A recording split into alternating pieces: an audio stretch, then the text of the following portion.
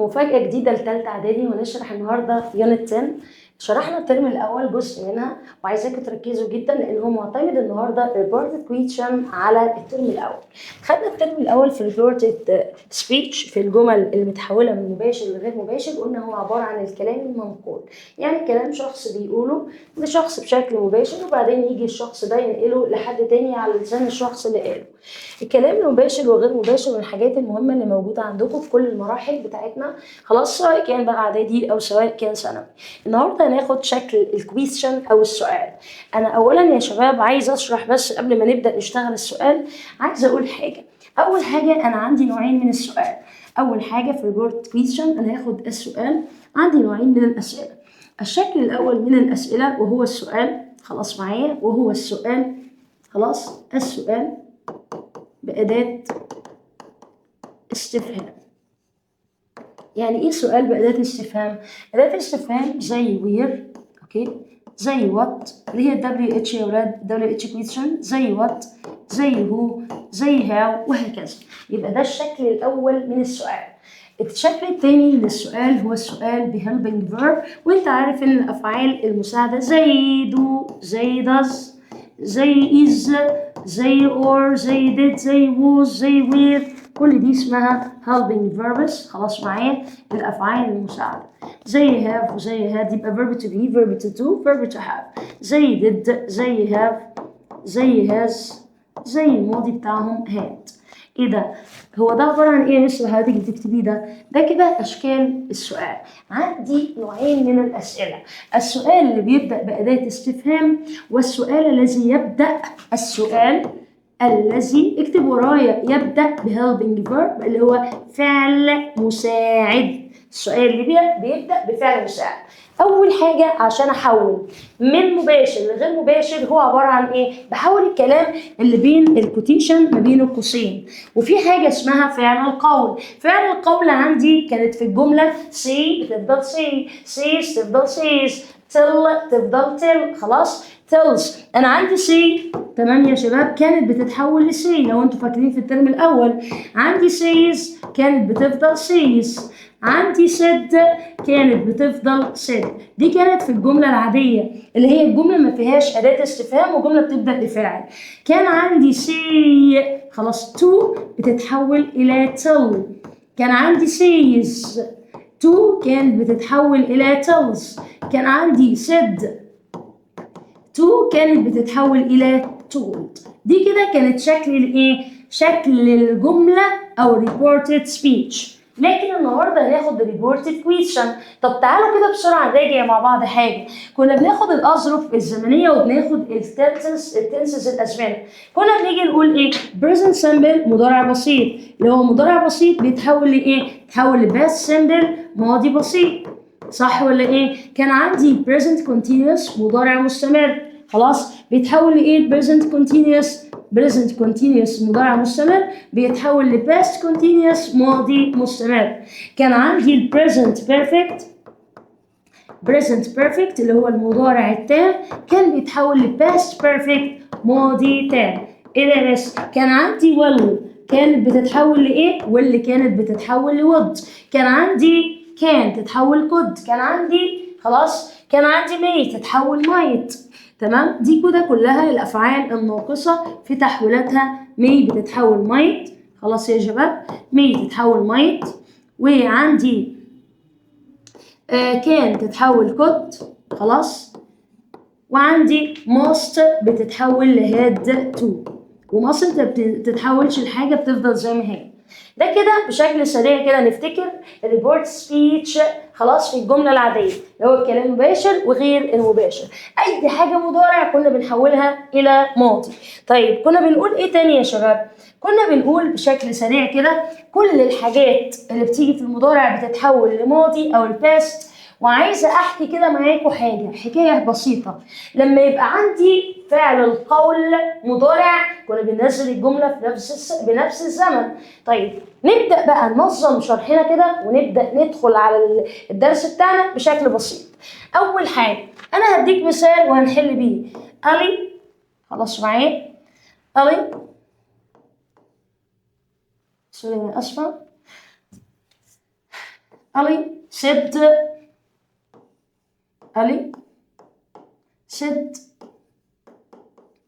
to منى. علي بيقول لمنى ايه؟ خلاص. what did you do yesterday? what did you do yesterday؟ ادي اول سؤال، وادي نحط question mark ونحط علامتين الكوتيشن. خلاص. طيب انا هقول سؤال تاني. علي said to منى. بص هقول ايه بقى؟ did او do you play tennis؟ هو انتي بتلعبي تنس يا منى؟ تمام يا شباب. ادي السؤال التاني. خلاص. طيب نخش على السؤال التالت. علي said to منى. انا جايبه كلهم. علي said to منى can you help me؟ ممكن تساعديني؟ تعالوا بقى نبدأ نشوف ايه الكويستشن ريبورتد كويستشن وبيتحل ازاي. اول حاجه ده عندي اسمه فعل القول. تعالى يا حبيبي. فعل القول في السؤال بيختلف عن فعل القول في الجمله. في السؤال انا عندي فعل القول say او said to. خلينا في الماضي احسن. لو عندي فعل القول خلاص said to او say بتتحول لايه يا شباب؟ said to او say بيتحول لاsk. او عندي حاجة تانية أو wonder أو wanted to know أو inquire. خلاص معايا؟ inquire. خلاص يا شباب. أنا عندي دي الأفعال بتاعت فعل القول اللي هو said. خلاص هاجي أحولها في السؤال.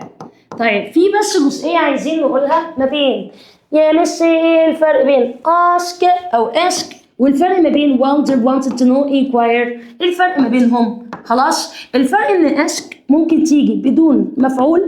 خلاص بدون مفعول بعدها، وممكن ask يجي بعدها مفعول. يعني ممكن اقول ايه؟ منى asked او asked او asked. منى asked واسكت. منى asked واسكت. طب منى asked me يبقى انا جبت ضمير مفعول. طيب يا مس طب wonder ما ينفعش اجيبها بعدها مفعول. wanted to know ما ينفعش اجيب بعدها مفعول. inquire ما ينفعش اجيب بعدها ضمير مفعول. يبقى انا عايزه اقول لك ايه؟ عندي said to هتحول ايه؟ ask wanted to know و inquire. في افعال تانية تاخدها في اولى سنه. طيب هيجي يقول لي ايه؟ علي said to منى. ده اولا عباره عن سؤال بيبدا بايه؟ سؤال يبدا باداه استفهام question mark. عايز اخدها بطريقه سهله وبسيطه. هنحفظ كده حاجه سهله خالص او نفهم احسن من نحفظ. اول حاجه بيقول لي علي said to منى. اول حاجه ده سؤال يبقى هنروح منزلين علي asked منى. الواد علي سال منى قال لها ايه؟ عندنا اول حاجه كوتيشن او علامتين التنصيص. لو عندي اداه استفهام خلاص بنشيل علامتين الكوتيشن وننزل اداه الاستفهام زي ما هي. فاروح قايله وات. تمام يا شباب. ونحط وات وير وين اي اداه استفهام كويشن وورد. بص يا سيدي هتحفظ حاجه كده وتفهمها. انا عندي اداه الاستفهام لما اجي احولها زي وير او وات او وين وبشيل الكوتيشن لازم اجيب بعدها subject يعني فاعل. اجيب بعدها subject على طول. يبقى اما اجي احول مين اللي ثابت بعد اداه الاستفهام؟ فاعل. مين ثابت بعد اداه الاستفهام؟ فاعل. مين ثابت بعد اداه الاستفهام؟ فاعل. خلاص معايا؟ يبقى انا هحط الفعل. هنا بيقول لك علي said to منى what did you. هنا ده زمن ايه يا شباب؟ ده ماضي. لو انا سالت بدid بشيلها، لو سالت بدو بشيلها، لو سالت بداز بشيلها واحول للزمن. ده بس سمبل ماضي بسيط. جيب الماضي البسيط للابهت منه يبقى نحوله. ايوه صح برافو عليك ماضي تاني. يبقى اروح قايله ايه؟ what. خلاص انا اعمل فاعل. مين الفاعل؟ هنا يو اللي هي مين؟ بيكلم منى علي said to منى what did you. اهي يو دي بتعود على مين؟ على منى. يبقى what she. انا جبت الفعل اهو. ده ماضي تام لان انا هحول ماضي بسيط لماضي تام او يفضل ماضي بسيط. what she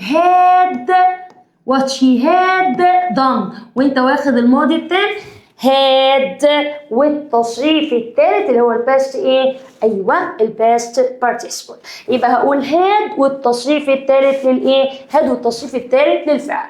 خلاص؟ طيب what she had done بدل yesterday تبقى the day before. the day before أو the previous day. the day before لازم أحفظه. yesterday the previous day the day before. tomorrow the next day the following day. خلاص يا شباب أو the day after. يبقى كده أول جزئية نزلنا أداة الاستفهام question word نزلنا بعدها ثابت subject فاعل وحول الزمن مضارع تام ماضي تام مضارع بسيط ماضي بسيط. يبقى أنا عندي الماضي البسيط خلاص يا شباب والمضارع التام الاتنين دول بيتحولوا لإيه؟ ماضي تام بس كده. يبقى مضارع بسيط مضارع تام ماضي تام. تمام؟ طب تعالى كده نشوف الشكل التاني بتاع الكويستشن ايه هو بقى؟ بص يا سيدي علي said to منى. علي بيقول لمنى ايه؟ do you play tennis؟ هو انت يا بنتي يا منى بتلعبي تنس؟ قالت له ايه بقى؟ قالك علي said to منى نفس الكلام. يبقى علي اسكت مش هينفع اقول wondered يا شباب. خلاص ليه؟ عشان في هنا منى مفعول. يبقى علي اسكت منى. خلاص؟ اول حاجه لو انا عندي كوتيشن بيبدا بفعل مساعد بحط حاجه اسمها if او بحط حاجه اسمها ويذر. وركز ان ويذر دي خلاص من غير ايه؟ لان ويذر الثانيه يعني الطقس. برافو عليك. ويذر الثانيه يعني الطقس. خدها بالراحه كده. يبقى اف او ويذر امتى بنستخدمهم؟ اذا كان السؤال بفعل مساعد. فانا اروح جايه لك قايله لك ايه؟ ملحوظه اذا كان السؤال بفعل مساعد صورها معايا كده هنحط اف او ويذر. بص يا باشا اف او ويذر هيجي بعدهم ايه؟ فاعل. ايه ده بجد؟ هيجي بعدهم ايه يا شباب؟ فاعل. يبقى اف او ويذر فاعل اداه استفهام فاعل. يبقى كده كاني بحول السؤال من شكل فعل مساعد فاعل هنشيل فعل مساعد ونجيب فاعل. يبقى احنا كده عملنا ايه؟ كانها جمله. كانها جمله. خلاص؟ يبقى انا اروح قايله ايه؟ علي said to منى. خلاص اسكت منى if او whether. خلاص؟ هنا طبعا احنا اتفقنا بعد whether او if اروح حاطين ايه؟ هنحط الفاعل اللي هو مين؟ she عشان منى. هنا ده مضارع بسيط يبقى هنحطه excellent. برافو عليكي. ماضي بسيط. if she played ايه؟ if she played tennis. يبقى المضارع البسيط نحوله ماضي بسيط.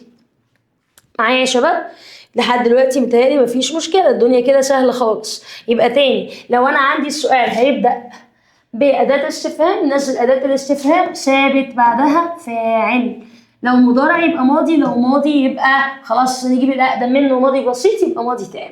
الشكل التاني لو هبدأ بفعل مساعد خلاص دو داز وديد بتتحذف ونبدأ بعد ما نحط تشيل الكوتيشن نحط if أو whether. بعد if أو whether نحط فاعل على حسب المتحدث والمتحدث إليه. خلاص؟ وبعدين نروح حاطين الفاعل حولناه لشيء. هنا مضارع هنحوله ماضي. تمام يا دكاترة؟ لو أنا عندي بقى السؤال هيبدأ بفعل ناقص واحنا اتفقنا أفعال ناقصة كانت تتحول could may تتحول might. خلاص معايا؟ shall تتحول should. امال ايه تاني يا بس؟ عندي ايه تاني؟ excellent must had to may might. فبيقول لك ايه؟ علي asked منى. خلاص يبقى علي احنا حفظناها خلاص. علي asked منى. علي سأل منى. هنشيل كوتيشن التنصيص خلاص ونتعامل عادي جدا. هنحط ايه؟ لو في عندي فعل ناقص او فعل مساعد بنحط if. خلاص يا شباب ونبدأ بالفاعل if she بدل كان هتبقى could. خلاص if she could help. help مين هتساعد مين؟ هتساعد الدكتور علي. يبقى if she could help ايه؟ help him. طب يا مس يا كود ما حطيناش في الماضي ليه؟ عشان احنا عارفين الافعال الناقصه بيجي بعدها الفيرب infinitive. برافو عليكم. خلاص معايا؟ يبقى انا كده اخدت 3 اشكال اهو. انا جبت السؤال باداه استفهام اختصارا. تاني حاجه جبت السؤال helping verb. بعد كده جبت السؤال ايوه بفيرب ايه؟ مودال فيرب فعل ناقص. تعالى كده نشوف زي ما جايب لك في الكتاب كده عشان تبقى ايه؟ ماشي مظبوط. بيقول لك ايه؟ الجمل الاستفهاميه نوعين. خلاص يا شباب؟ اول حاجه الجمل الاستفهاميه في الاسئله بيجيب لك اول حاجه الجمل الاسئله عباره عن ايه؟ قال لك question او direct question بنحط علامات استفهام عادية زي he asked where's the library. where is the library. تعالي كده يا شباب نحل كده مع بعض. قالي أو he asked، يبقى he asked هنزلها زي ما هي. خلاص هنشيل الكوتيشن علامتين التنصيص وننزل ايه where. اتفقنا ايه الثابت بعد علامة أداة الاستفهام؟ excellent. الفاعل هي الثابت، الفاعل هو الثابت. جبنا فاعل، مين الفاعل؟ يبقى where the library. أنا بسأل عن المكتبة where the library. خلاص بدل is يبقى where the library is ممكن تنفع was. تمام. طب ليه مش نزلتها is؟ أنا أفضل استخدامها is لأن مكان المكتبة ما بيتغيرش فالجملة تنزل زي ما هي. تمام؟ ماشي؟ طيب قالي asked خلاص هنا ممكن نقول is was يا شباب، بس أنا بفضل is ليه؟ لأن مكان المكتبة دي حقيقة ما بيتغيرش، ده مكانها ثابت. هو كاتبها لك was، ما عنديش مشكلة عادي. طيب she asked do you like coffee. هي سألت هو أنت بتحبي القهوة؟ يبقى she asked هنشيل علامتين التنصيص ونروح حاطين بدل الكوتيشن f. خلاص معايا؟ احنا اتفقنا بنشيل do، بدل في do أو does يبقى الجملة هنحولها ماضي بسيط، يبقى if. بدل you هتبقى if I. هي سألتني وأنا بحب القهوة if I liked لأن الجملة ماضي بسيط coffee. نيجي نبص كده هتشوف جايبها لك ازاي. بيقول لك اهو where the library was وبعدين رجع قال لك if أو whether زي ما اتفقنا if أو whether. خلاص if أو whether I liked coffee. قال لك ايه هي الكلمات اللي بستخدمها والافعال في التحويل المباشر لغير مباشر. احنا لسه قايلين ايه الافعال اللي بستخدمها في السؤال. تعالى معايا يا حبيبي. قلنا في افعال كتيره بنستخدمها زي ايه؟ زي asked، زي wondered، inquired، wanted to know. كل دي افعال بنستخدمها في التحويل في السؤال او reported question. بيقول لك ايه؟ لاحظ الفعل asked بيجي بعده object يعني ضمير او شخص مفعول زي ما احنا لسه قايلين. تمام. لو انا هسأل خلاص بفعل مساعد زي do زي is زي his. خلاص يا شباب بنحط مين يا شباب في الجملة؟ بنحط ايه؟ if او whether. حتة صغيرة كده مش موجودة في كتاب او في بعض الكتب. ايه هي؟ بص يا سيدي ملحوظة هامة. ايه هي مثل الملحوظة؟ بص معايا انت بتحط if لو السؤال بيبدأ بفعل مساعد، لكن لو جاب لك مع السؤال خلاص ما اجي اقول لك ايه do you like coffee or tea. انا لما اجي اقول لك do you like coffee or tea هروح قايله لك ايه؟ هروح قايله لك مش هينفع تحط if يبقى تحط whether. طب ممكن تديني عليها مثال يا مس؟ تعالى يا حبيبي اديك مثال. لما اجي اقول لك ايه خلاص do you like خلاص او do you drink اي حاجه الاثنين صح. do you like coffee انت بتحب القهوه or tea ولا بتحب الشاي. واعمل لك كوتيشن كده واقول لك نور asked، نور asked، نور سألت. خلاص اقول لك حول لي الجمله دي خلاص بشكل سهل كده وبسيط. هتروح قايل لي ايه؟ هتروح قايل لي خلاص نور asked عادي جدا ممكن تحط مين، مفيش اي مشكله لو انت ضفت ضمير مفعول. احنا بادئين هنا في كوتيشن اهو وفي فعل مساعد. عندك حاجه من الاثنين اتفقنا يا اما نحط ايه؟ ايوه يا اما if يا اما whether. excellent. طيب انا هنا قلت لك في هنا ايه؟ or يبقى ما ينفعش احط if اروح حاطه whether. whether يا شباب ما فيهاش ايه. خلاص whether. خلاص يو هنا هنحولها قلنا بعد whether هنحط فعل يبقى I. مضارع بسيط يتحول لماضي بسيط if I liked خلاص coffee or tea. يبقى or هنا ما ينفعش تيجي مع if، امال بنجيبها مع whether ودي اول تركايه معايا يا شباب. ما ينفعش تيجي if خلاص مع اور. يبقى لو شفت اور هروح حاطه مين؟ هحط whether. excellent. يبقى انت شخص كده محترم ومميز. نرجع تاني للكلام اللي كنا بنشتغله اللي هو ايه بقى؟ بص معايا لما اجي اقول لك خلاص اجي اقول لك عندي كذا حاجه كده بسيطه عايزه اكد عليها زي ايه يا مس؟ بص يا سيدي بسم الله. لما اجي اقول لك بعد اذنك لو سمحت من فضلك خلي بالك من تحويل الاظرف الزمنيه. يعني ايه بس الاظرف الزمنيه؟ الاظرف يا حبيبي اللي هي ناو خلاص تتحول لايه؟ انت واخد ناو هتتحول لايه يا سنه ثالثه؟ ناو هتتحول ايوه زن. خلاص yesterday هتتحول yesterday هتبقى the day ايه؟ yesterday تبقى the day before the day before. ماشي the day before وهكذا. طيب انا عايزه اتكلم برضو في جزئيه تانية عشان ابقى منظمه لك الدنيا. ايه الجزئيه التانية اللي هتكلم فيها؟ لو جينا بصينا كده يا شباب، خلاص هنبص على جزئيه كده، لو لقينا فعل القول، خلاص يعني انا عندي فعل القول هنا present مضارع معايا، يبقى هنلاقي بين القوسين برضو مضارع.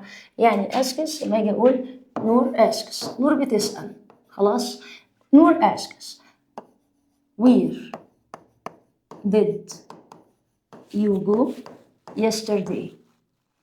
انت رحتي فين امبارح؟ تسألني سؤال كده، خلاص where did you go yesterday.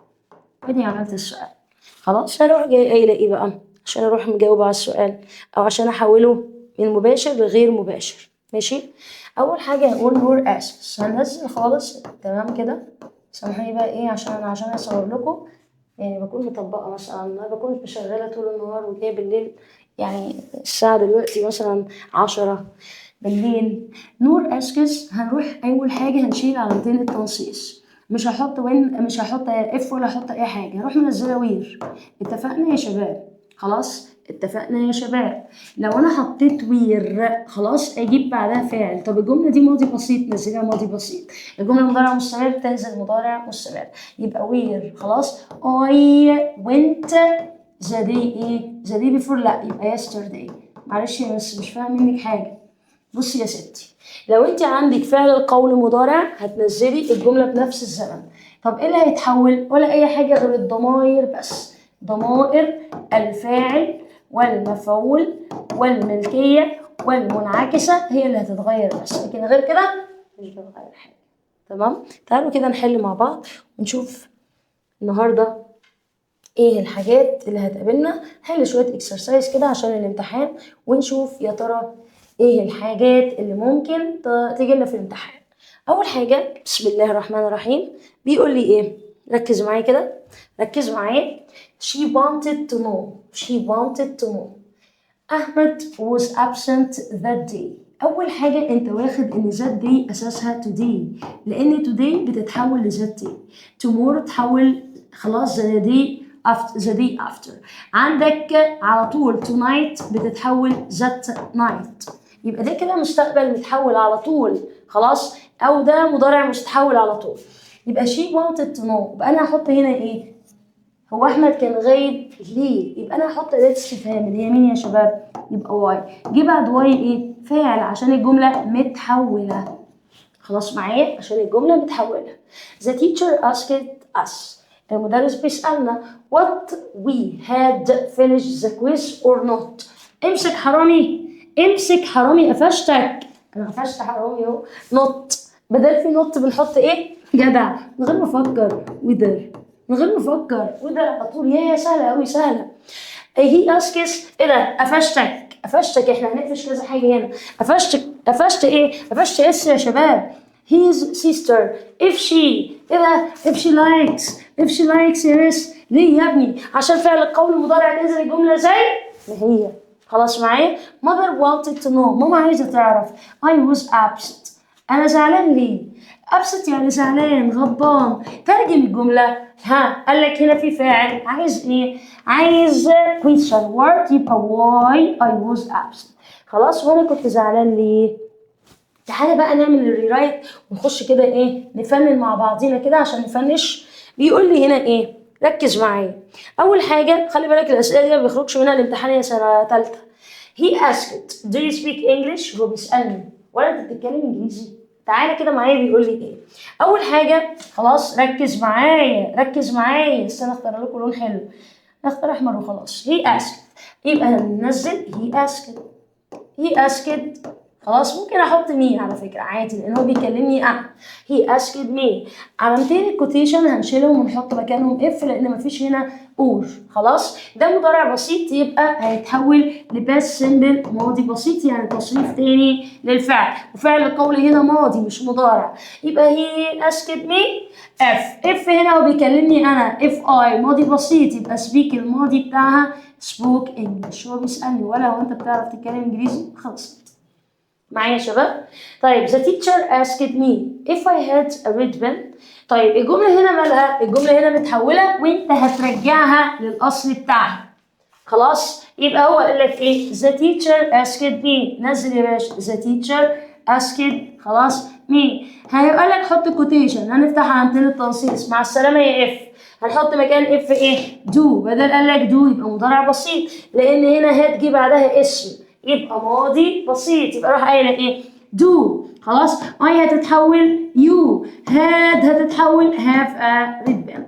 معاكي قلم احمر؟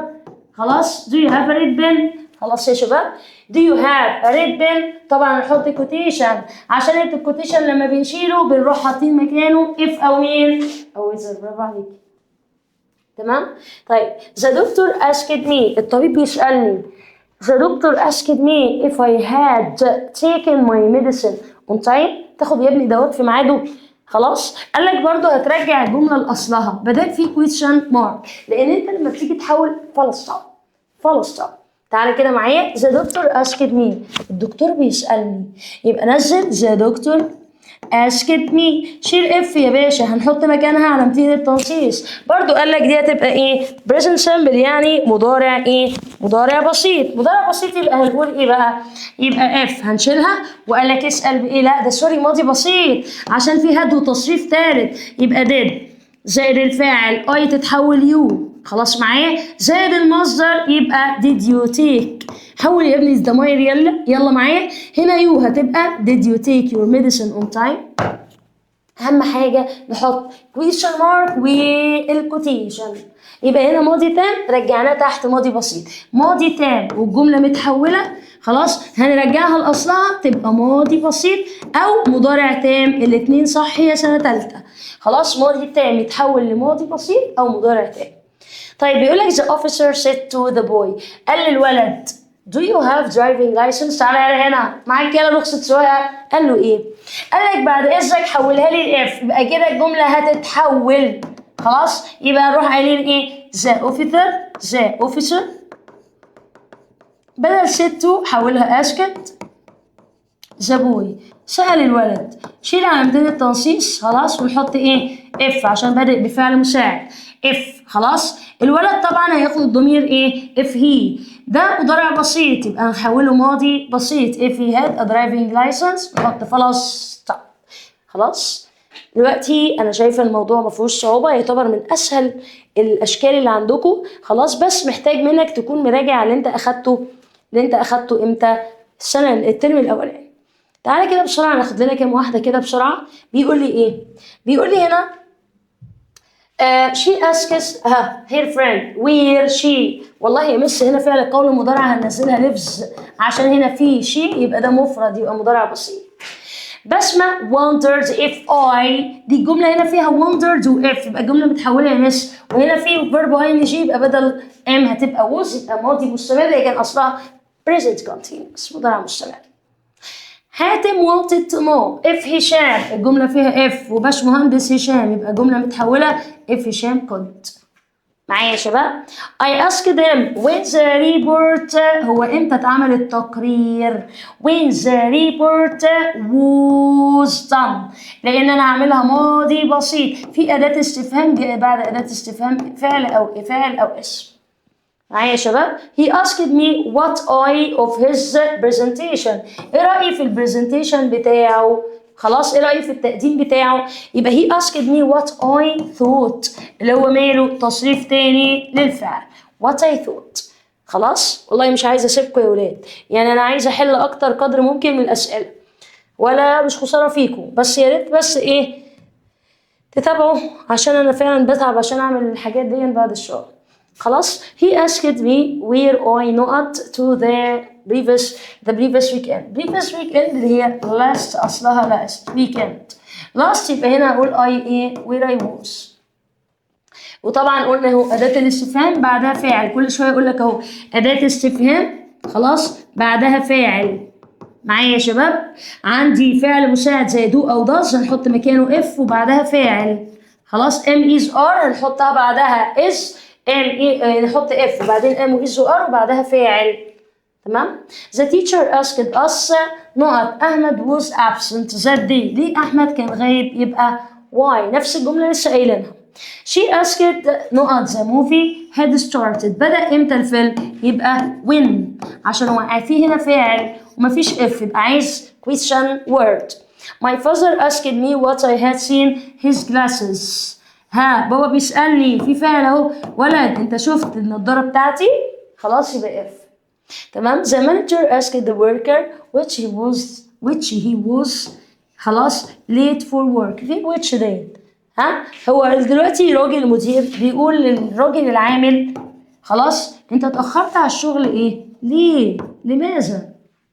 واحد قروبة قال واي. برافو عليك، شاطر، اكسلنت، برافو. معايا يا شباب؟ وبكده نكون قلنا معظم الحاجات اللي ممكن تيجي في الامتحان.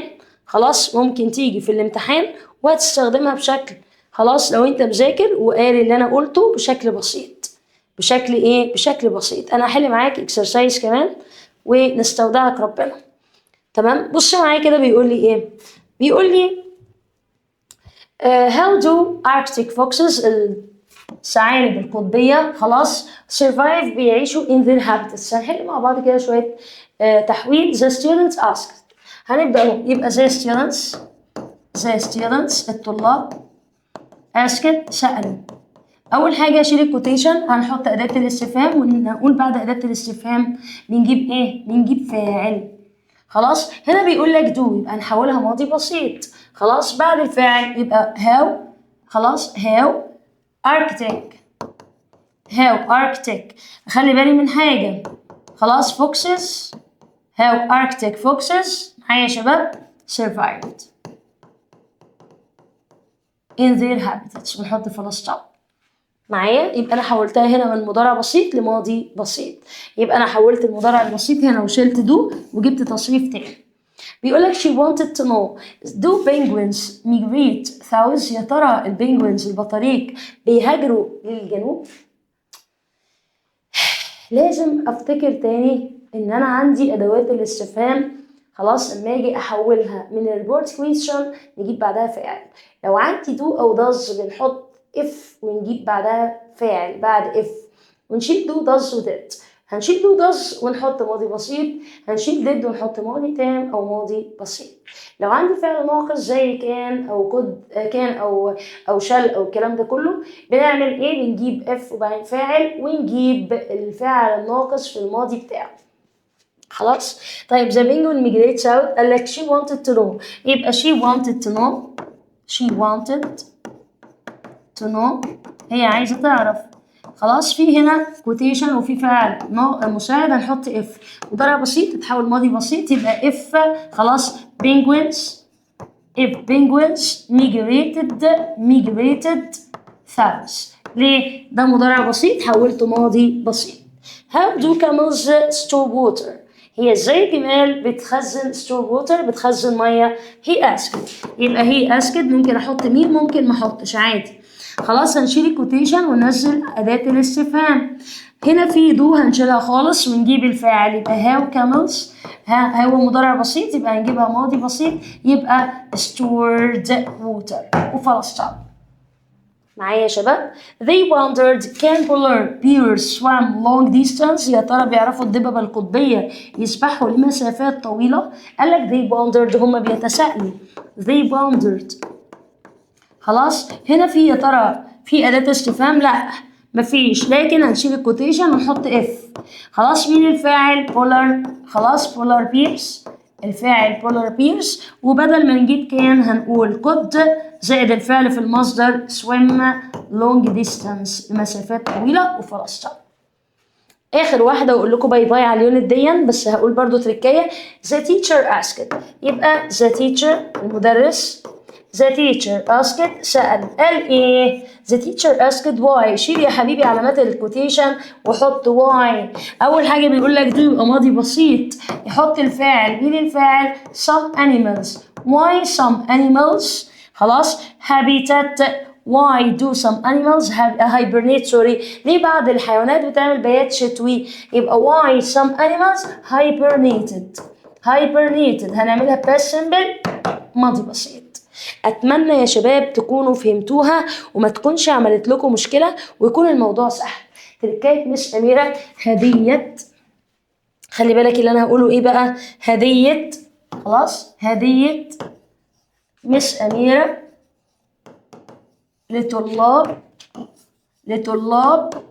بريب 3. لطلاب بريب 3. ايه هي يا شباب هديتي بقى لطلاب بريب 3؟ تعالوا معايا. اول حاجه لو انا عندي would، خلاص rather وجايه لك عشان تحول الجمله، خلاص بتنزل would rather الناحيه التانيه زي ما هي. would rather بتنزل زي ما هي، تمام. طيب would بس لوحدها برضو بتنزل زي would لوحدها بتنزل زي ما هي. would لوحدها بتنزل زي ما هي، خلاص معايا. would لوحدها بتنزل زي ما هي. لو انا عندي should، تعالي لي يا حلوه، لوحدها هتنزل زي ما هي. should هتنزل زي ما هي. لو عندي could هتنزل زي ما هي، ما بغيرهاش، تمام معايا. لو عندي might هتنزل زي ما هي. حتى كمان يا مس والنبي ادينا من عندك، انت قلتي would rather، خلاص had better تنزل زي ما هي had better، ما بتتحولش. خلاص بقول لكم I love you، خلاص love you بريب 3 مسز أميرة. خلي بالك الجزئية دي هدية، خلاص هدية. اشوفكم ان شاء الله في فيديو جديد، واستنوني في مفاجأة جديدة ويا نتقلب.